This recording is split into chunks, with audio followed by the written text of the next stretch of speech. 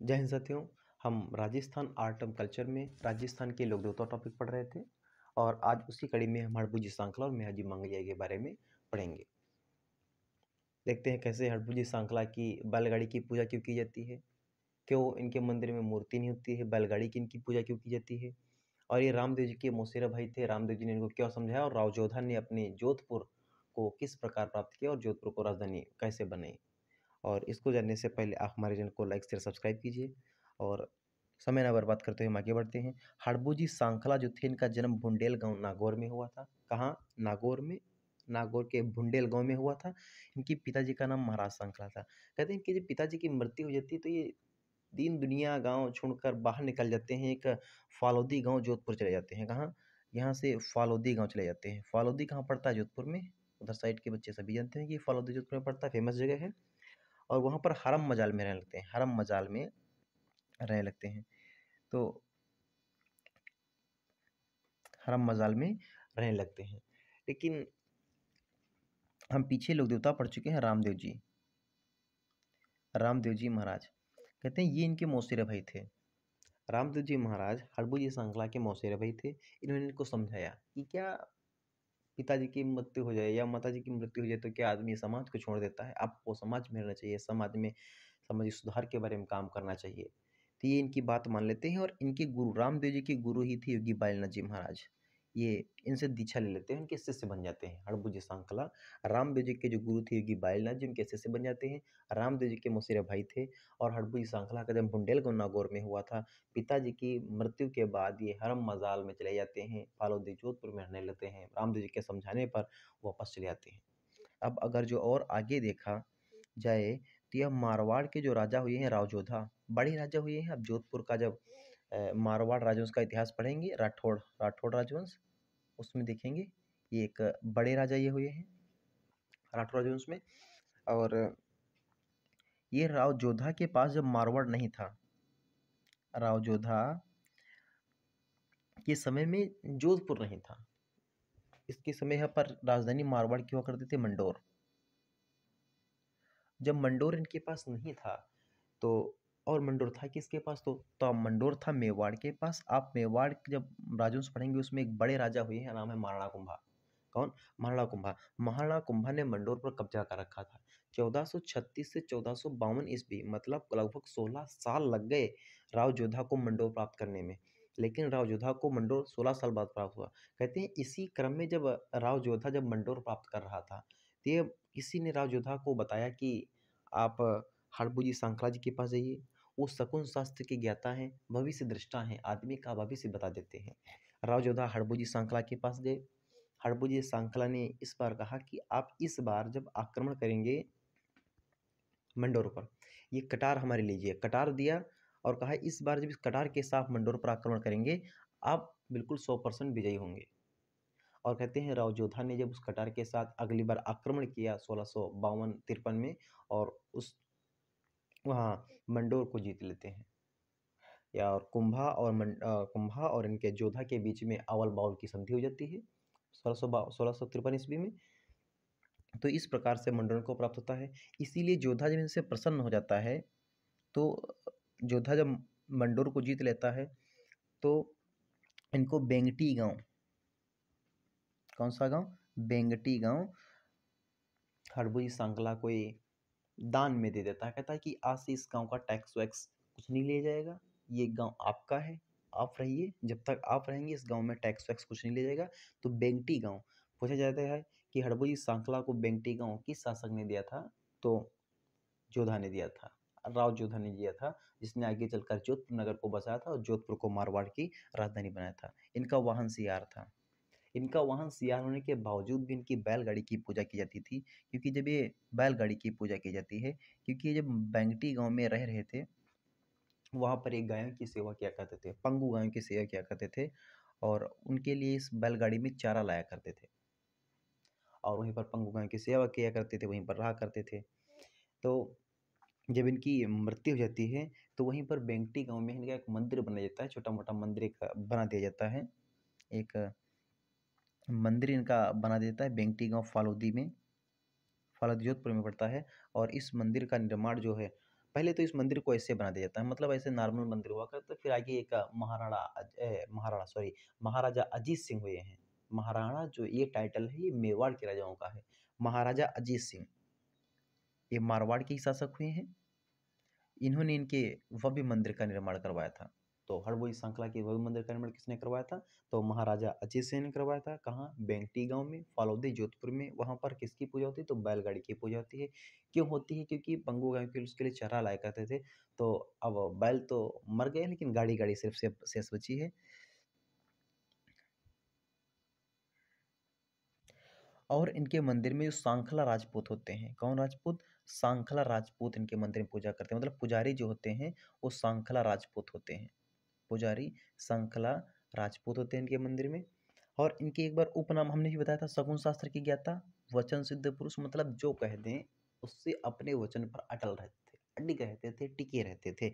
भविष्य दृष्टा, राजोधा का भविष्य बता दिया था। और उस भविष्य के बदले में जब वो रावजोधा जोधपुर जीत रहता है तो इनको बेंगटी गांव भी देखता है, और वहीं पर इनका मंदिर बना हुआ है, जिसके बाद भव्य मंदिर का निर्माण महाराजा महाराजा अजीत सिंह ने करवाया था। और इनके मंदिर में सांखला जात के पुजारी रहते हैं। कौन सी जात के? सांखला पुजारी रहते हैं। ये यहाँ पर देखिए सांखला पुजारी रहते हैं इनके मंदिर में। और चमत्कारी महापुरुष कहे जाते हैं। इन्होंने अपने जीवन में वहाँ पर बहुत सारे चमत्कार किए, इन्हीं के चमत्कारी महापुरुष कहा जाता है।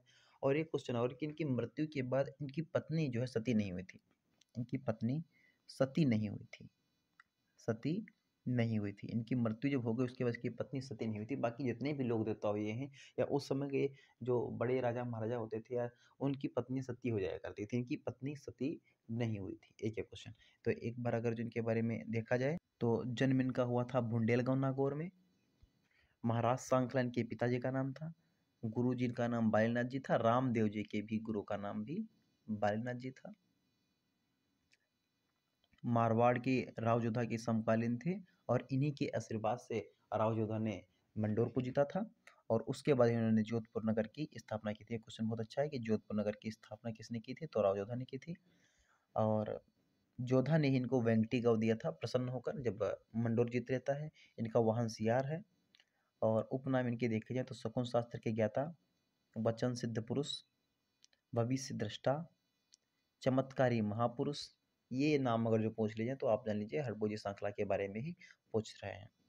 पुजारी इनके मंदिर में सांखला राजपूत होता है। मंदिर इनका वेंगटी गांव फालोदी जोधपुर में बना हुआ है। और इस मंदिर का निर्माण जो ऐसे तो पहले साधारण मंदिर था, लेकिन इसके बाद भव्य मंदिर का निर्माण इनके करवाया था तो महाराजा जय सिंह ने करवाया था।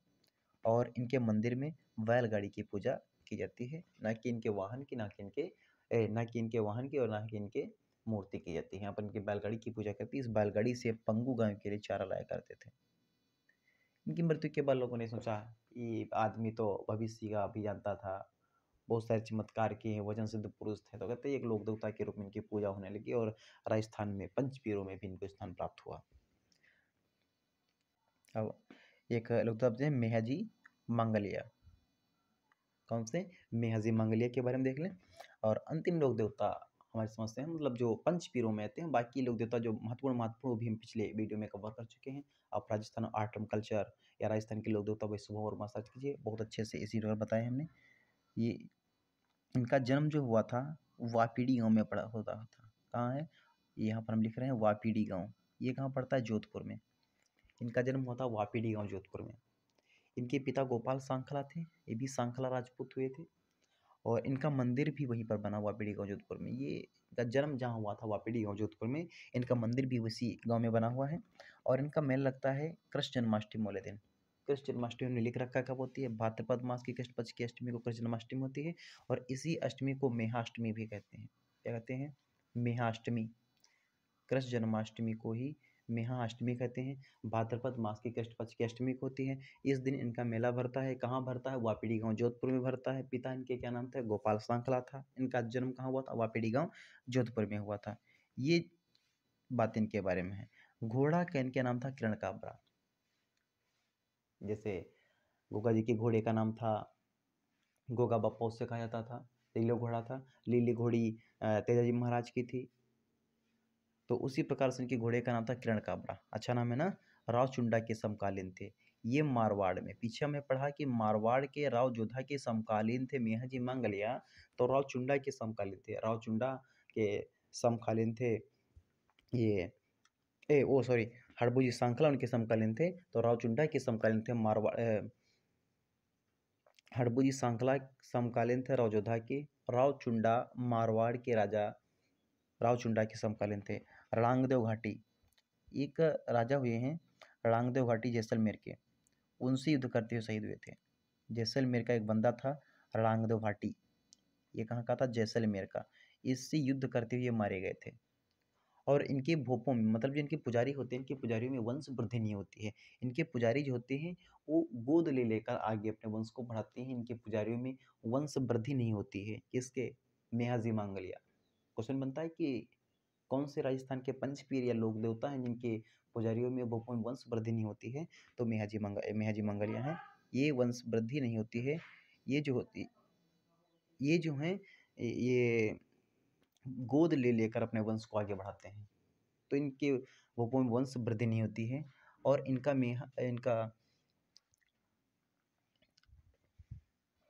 मेला हमने बता दिया मेहाष्टमी को लगता है। मेहाष्टमी कब होती है? भाद्रपद मास की कृष्ण पक्ष की अष्टमी मेहाष्टमी को इनको मेला लगता है। और इनके भोपों में ये छोटी छोटी बातें इनके बारे में थी, मेहाजी मंगलिया के बारे में। कौन से? मेहाजी मंगलिया। और अगर जो देखा जाए कि इनका जन्म कहाँ हुआ था, तो वापिड़ी गांव जोधपुर में हुआ था। यहीं पर इनका मंदिर बना हुआ है, वापिड़ी गांव में ही। और इनके पिता गोपाल सांकला, जन्म इनका कृष्ण जन्माष्टमी भाद्रपद मास की कृष्ण पक्ष की अष्टमी को, इसे ही मेहाष्टमी कहते हैं। घोड़ा इनका किरण काबरा, क्या था? किरण काबरा। और ये राव चुंडा के समकालीन थे। जैसे राव जोधा के समकालीन हड़बूजी सांकला थे, वैसे ही मेहाजी मंगलिया राव चुंडा के समकालीन थे। और रणांगदेव भाटी जैसलमेर का एक बंदा था रणांगदेव भाटी, उससे युद्ध करते हुए शहीद हुए थे, मारे गए थे। और इनके भोपे में वंश वृद्धि नहीं होती है। भोपे अपना वंश जो है, अपने इनके पुजारी जो होते हैं अपने वंश की वृद्धि गोद लेकर बढ़ाते हैं, मतलब गोद लेकर अपने वंश को आगे बढ़ाते हैं। इनके भोपे में वंश वृद्धि नहीं होती है। ये राजस्थान के पंचपीर हमने पढ़ लिए, कंप्लीट बिल्कुल पढ़ लिए। और एक छोटे से लोक देवता अगर जो देखा जाए तो हड़बू डूंगर जी जवाहर जी के बारे में भी देख लें। यहाँ पर पंचपीर वहाँ पूरे हो गए। अब डूंगर जवाहर जी पंचपीर नहीं है, लेकिन इन्होंने जो है ऐसे काम किए कि लोक देवता के रूप में पूजे कि कोई, ये शेखावाटी की लोक देवता हैं। इनका पूरा नाम देखा जाए तो डूंगर जी शेखावत और जवाहर जी शेखावत था। क्या? डूंगर जी शेखावत, शेखावत लिख लें यहाँ पर, एक सेकेंड। डूंगर जी शेखावत, डूंगर जी शेखावत और जवाहर जी शेखावत था इनका पूरा नाम। और इनका ये शेखावटी लोक देवता कहा जाते हैं। ये अंग्रेजों के धन को लूटकर गरीबों में बांट दिया करते थे। क्या करते थे? अंग्रेजों के धन को लूट लेते, बड़े आदमियों के थे अंग्रेज, उस समय बड़े आदमी हुआ करते थे, उनके धनों को लूट कर अमीर आदमी हुआ करते थे और गरीबों में बांटने के लिए प्रसिद्ध हो गए थे। और एक छावली गीत कहाँ गाए जाते हैं? छावली गीत देखा जाए तो शेखावाटी में गाए जाते हैं। ये इन्हीं की याद में गाए जाते हैं छावली गीत। शेखावाटी में छावली गीत इनकी याद में गाए जाते हैं। और 1857 ईस्वी का जो स्वतंत्रता संग्राम हुआ था उसमें इन्होंने महत्वपूर्ण भूमिका निभाई थी। कौन? डूंगर जवाहर जी ने। और एक क्वेश्चन बहुत ही गजब का ये है कि नसीराबाद छावनी को किसने लूटा था? तो नसीराबाद छावनी को इन्होंने लूट लिया था। कब? 1847 ईस्वी में डूंगर जवाहर जी ने नसीराबाद छावनी को लूट लिया था 1847 ईस्वी में। ये डूंगर जवाहर जी के बारे में दो क्वेश्चन ज़्यादा इंपॉर्टेंट है कि 1857 और 1847 में। छावली गीत अगर जो पूछा जाए तो शेखावाटी में गाए जाते हैं। क्यों गाए जाते हैं? तो डूंगर जवाहर जी की याद में गाए जाते हैं। ये अंग्रेजों का धन लूटकर गरीबों में बांटने के लिए प्रसिद्ध हुए थे और शेखावाटी के लोक देवता हैं। तो इस प्रकार से राजस्थान के लोक देवता टॉपिक जो था वो हमारा कंप्लीट हो चुका है। आगे हम इसी प्रकार से छोटे छोटे टॉपिक के रूप में राजस्थान के आर्ट और कल्चर को कंप्लीट करते रहेंगे। और आपको अगर जो हमारे यहाँ प्रयास अच्छा लग रहा है तो आप हमारे चैनल को लाइक से सब्सक्राइब कीजिए। जय हिंद साथियों।